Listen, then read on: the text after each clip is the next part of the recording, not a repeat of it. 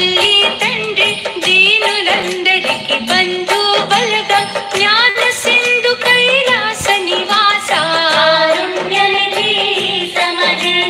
కన్నుల పండుగగా కనుగొంటి కనికరంపు గని మాము కంటి కల్లా కపటము ఎరుగని మదిలో కలడను వింటి తల్లుల గర్భ శిశువులకెల్లా ఆలన పాలన ఆహారములు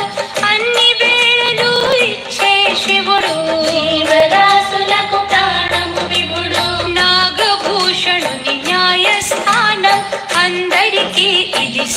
సమాన కర్మ ఫలములకు దురుకొనదేదో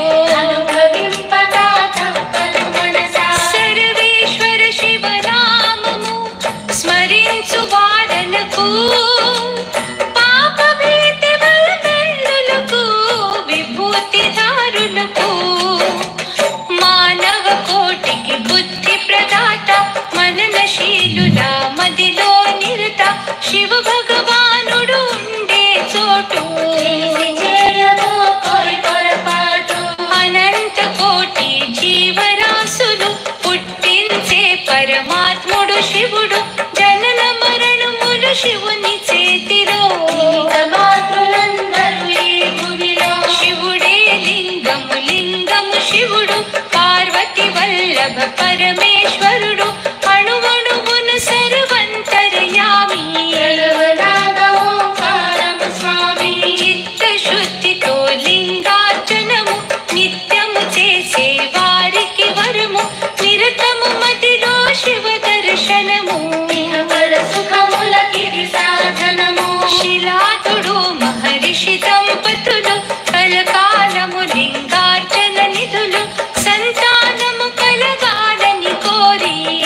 ఫలించే తల్లిదండ్రులు పుట్టిన పిల్లల నామకరణను పర్వత నందీశ్వరుల పిలుపు వారిరువరు శివ భక్తులు నిత్యము శివుని కూర్చిన కమాచరించిరి పర్వత నందీశ్వరుల కోరిక మన్నించెను మహదేవుడు శివుడు నందీశ్వరుడు శివుని వానం పర్వతుడేమో ఇల శ్రీశైలం చంద్రవతి అనురాజ పుత్రిక దుర్మార్గుడు తన తండ్రిని విడిచి ఘోరారణ్యములో నివసించే పూలతో శివలింగార్చన మల్లిక అనగా పార్వతీ దేవి అర్జునుడనగా పరమేశ్వరుడు అర్ధాంగీశ్వరు అనుటకు మూలం మల్లికార్జునుడు శ్రీశైలం శివుని దీక్షలో శరణి శరణులు శివ సంకల్పము 40 రోజులు శ్రీశైలములో లింగార్చనలో శ్రీశైలము సుక్షేత్రము శివ శరణుల స్థలము శ్రీ మల్లికార్జున స్వామిని